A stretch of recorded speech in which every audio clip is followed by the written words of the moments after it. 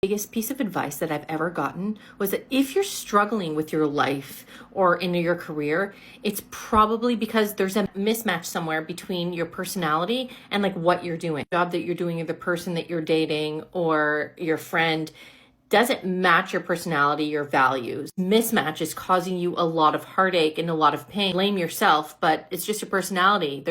It's not blaming them or the career or anything like that or yourself. It's just that mismatch. First step that you need to do is understand yourself.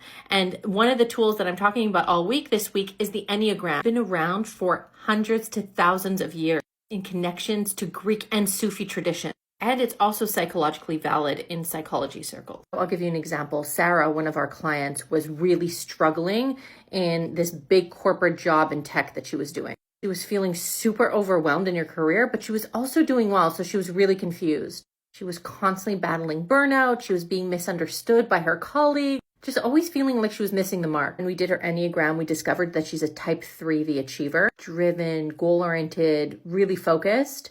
But her wing was a type 2. It was the helper, which made her care really deeply about the people around her. This combo creates an internal conflict because they're diametrically opposed, trying constantly to achieve her goals, but she had this desire to be liked. Led her to clearly overextending herself and putting her needs behind the ones of others, and which led to inevitable burnout. The Enneagram helped her understand why she was feeling this way and what was really going on.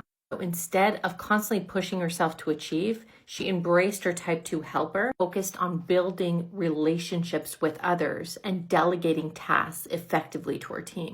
In essence, her leadership style completely evolved. She focused on the right things for herself, and which led her to come out of burnout and really enjoy her job. She didn't even need to change her job. She just needed to have way more self-awareness. And that's what the Enneagram does for you. A couple of tools. There's 2 tools that you could use in my link in bio.